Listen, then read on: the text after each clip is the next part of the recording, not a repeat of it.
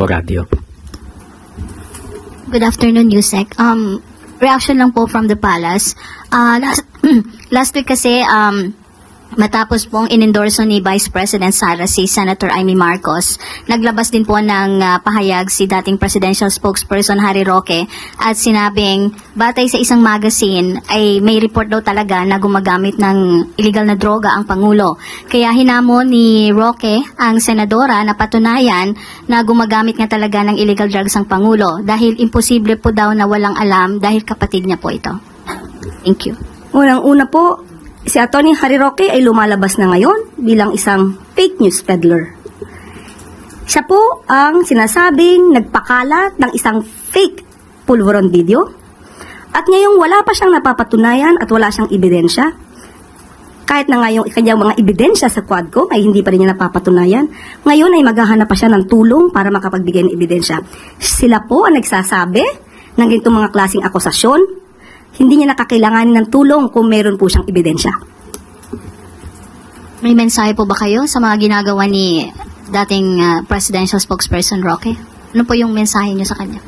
Go home. Thank you po. Eden Santos, Net 25. Yusek, good morning po. Wala po bang plano ang Marcos administration na humingi po ng tulong sa Interpol para ma-aresto sina Atty. Harry Roque at Maharlika na sinasabi niyo pong sila yung nagpapakalat ng fake news regarding dun sa Pulveron video para po, since meron naman po tayong maigting na cooperation sa Interpol para naman po, sabi niyo nga, makabalik din sila dito para harapin yung kaso na isinampa po sa kanila inciting to sedition, if I'm not mistaken. Wala po tayong sinasabi na ang nagpakalat po ng fake pulveron video ay si Atty. Harry Roque. Siya po mismo ang nagsabi nito sa isang maisog rally sa Vancouver. At hindi rin po tayo ang nagsabi nito, kundi yung isang vlogger na si Pebbles Cunanan. Pero ito na may base sa kanyang mga sinabi sa kanyang talumpati sa maisog rally. Sa ngayon po, nakipag-usap po tayo sa DOJ at wala pa pong nasasabing naisa pang kaso sa korte. So wala pa po itong lumalabas na warrant of arrest issued by the court. So hindi pa po natin kakailanganin kung ano man po ang hihinging tulong mula sa Interpol. At hahayaan po muna natin ang DOJ sa kanila magiging action patungkol po dito. But as of the moment po, wala pa pong anumang update patungkol dyan. Bakit po wala pang naisasampang kaso? Well, in fact, ang NBI po ay nagsabi na yung mga fake news peddlers na nasa bansa at nasa ibang bansa ay kanilang aarestuhin. Medyo nagkakaroon po ba ng delay sa pag-file ng kaso laban sa kanila or hindi pa rin po ganon bigat or ano yung ebidensya para sila po ay masampa ng kaso? Ang bigat po ng ebidensya ay makikita nyo naman po sa kanilang mga sinasabi. Ito po ang kaibahan siguro ng ating administrasyon sa kasalukuyang administrasyon. Binibigyan po natin ang bawat suspect or respondents ng due process. Kailangan po nilang ma-enjoy, kailangan din po nilang ma-enjoy this right to due process. Hindi po ito basta-basta maghuhusga. Kailangan po itong dinggin, bigyan po sila ng karapatan na sumagot, mag-file ng kanilang counter affidavits. Doon na lang po sa last question po yung pagpapatawag po ng meeting ni Pangulong Marcos sa iba't ibang head of agencies na para pag-usapan yung fake news at tila ito po ba ay nagbigay ng pagkabahala sa Pangulo yung pagsadsad po ng kanyang ratings kaya po nagkaroon ng ganitong pagpupulong? Hindi po nabahala ang Pangulo sa anumang rating sa survey. Sabi natin kanina, ang Pangulo kahit anuman ang rating, mataas, mababa, magpapatuloy siya sa kanyang trabaho. Hindi po siya mapapahinto ng anumang survey.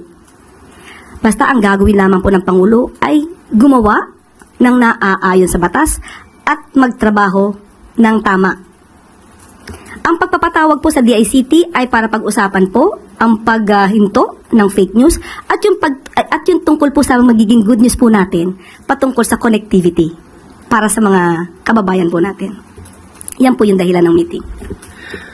Last two questions. Alvin Baltazar, Radio Pilipinas.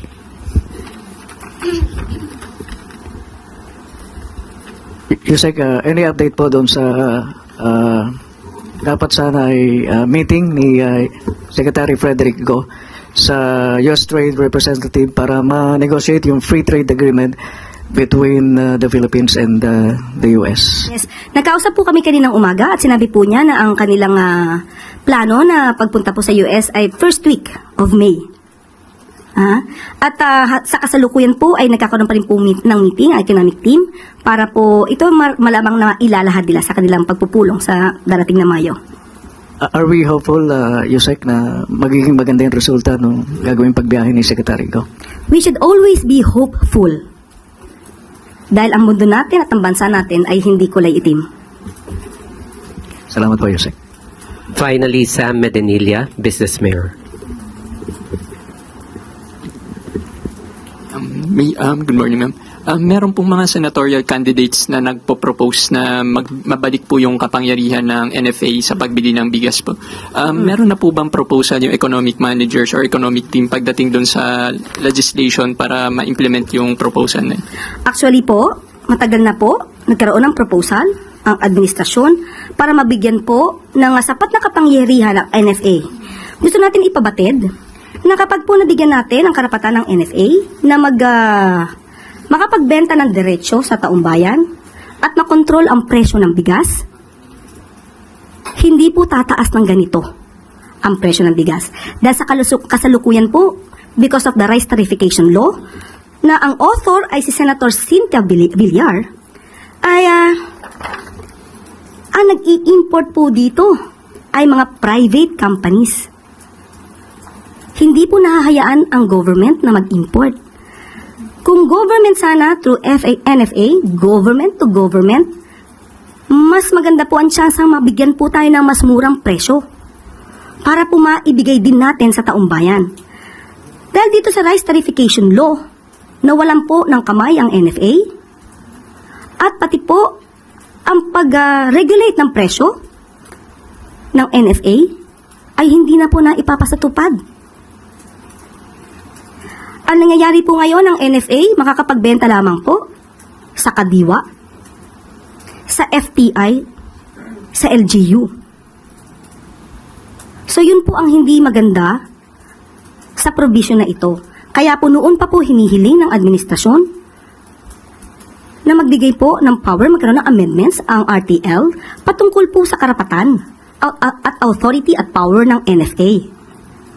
Pero ito ay hinadlangan po ni Senator Cynthia Villar.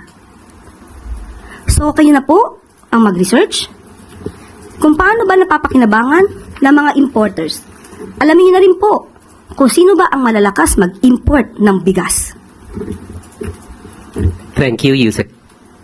Follow-up question lang po. May mga lawmakers na po kayang nakipag-coordinate sa Malacanang para i-push yung legislation. At kailan po kaya balak ng Palas na i-push yung legislation? Sa 19th Congress or sa next Congress? Malamang sa next Congress na po kasi magkakaroon muli. Dahil nga po ito ay nahadlangan ni Senator Cynthia Villar. Magkakaroon muli propose amendments para po magkaroon muli ng authority, power, and NFA. Ito naman po ay para sa taong bayan, para po ma-regulate natin ang presyo ng bigas. Kung may problema man po sa sinasabing NFA sa mga nagpapalakad, hindi po ba dapat ang tanggalin ay yung mga NFA na pinagdududahan, ang kredibilidad at integrity, hindi ang power ng NFA? Thank you po. Thank you, Yusek Claire. At yan po nagtatapos ang ating press briefing sa ngayon.